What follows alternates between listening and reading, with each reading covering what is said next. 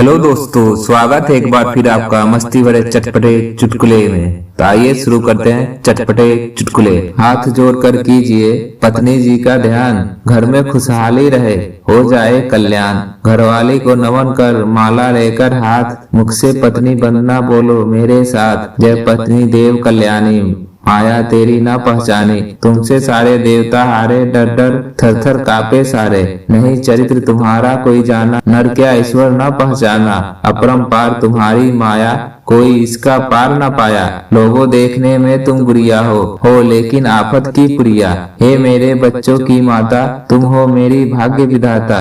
हे बेलन हथियार तुम्हारा, जब चाहा सिर पर दे मारा। ऐसी तेरी निकेल बोली, जैसा हो बंदूक की गोली। हम तुमसे डरते हैं ऐसे, चोर पुलिस से डरता जैसे।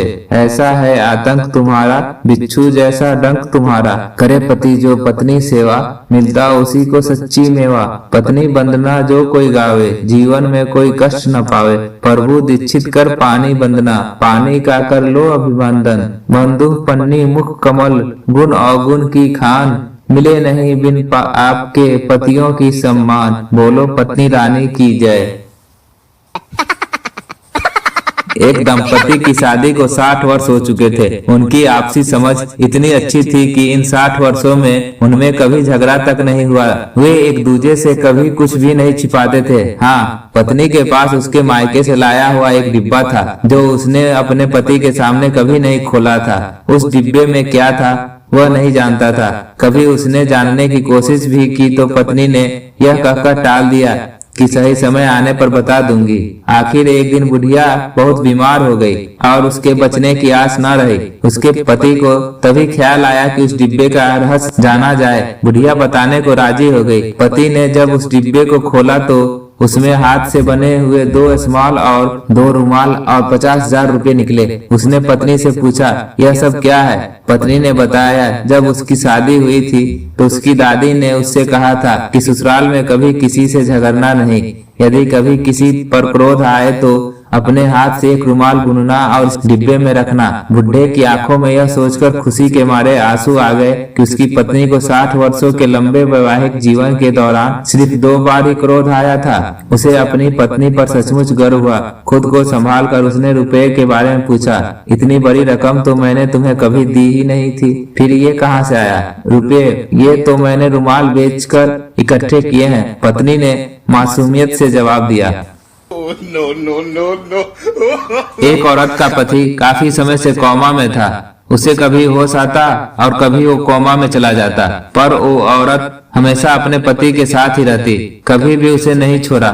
एक दिन आदमी को होश आया और उसने अपनी पत्नी को पास बुलाने का इशारा किया। पत्नी अपने पति के पास गई। पति ने भरी हुई आंखों से उसे कहा, तुम्हें पता है ना, तुम हमेशा मेरे साथ रही हो। मेरे हर दुख के समय तुम मेरे पास थी। जब मुझे नौकरी से निकाला गया तो तुम उस समय भी मेरे साथ थी। जब मेरा कारोबार डूब गया तब भी तुम साथ थी। जब हमारा घर नीलाम हुआ तब भी तुम मेरे साथ थी। फिर अब जब मेरा एक्सीडेंट हुआ है और मेरी यह हालत हो गई है तब भी तुम मेरे साथ ही थी। अब बस मैं तुम्हें यही कहना चाहता हूँ कि अब तुम मुझे छोड़कर चली जाओ, क्योंकि शायद तुम्हारे जाने से मेरा अच्छा समय आ जाए।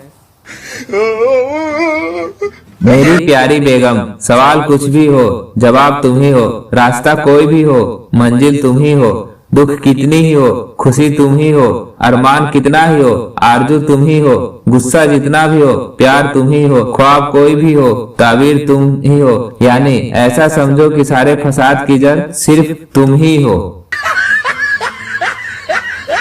शादी के बाद पत्नी कैसे बदलती है जरा गौर कीजिए। पहले साल मैंने कहा जी खाना खा लीजिए, आपने काफी देर से कुछ नहीं खाया।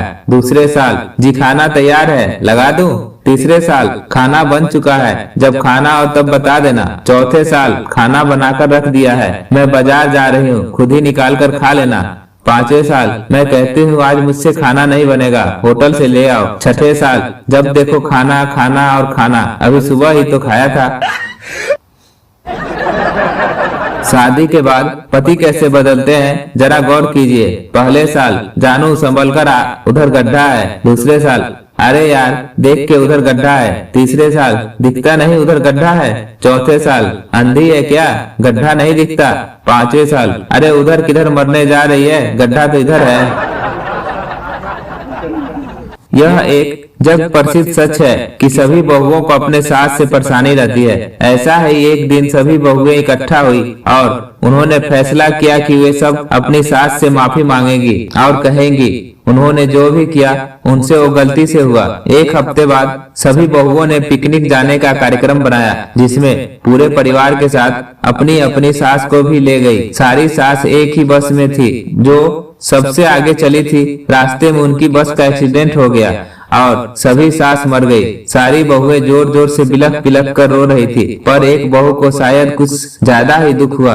वो जमीन पर हाथ पटक कर रो रही थी। सभी उसे सांत्वना देकर कह रहे थे, कम से कम तुम्हारी सास बिना किसी चिंता की मरी है, तुम्हारा उससे कोई झगड़ा नहीं था। पर वो अभी भी जोर जोर से चिल्ला रही थी। जब वो बार बार बोलने पर चुप नहीं हो रही थी तो एक औरत ने उसे पूछा, तुम इतना क्यों चिल्ला रही हो, क्या तुम्हारी सास ज्यादा खास थी? उस औरत ने अपने आप को थोड़ा संभाला और सिसकते हुए कहा, उनसे बस छूट गई है।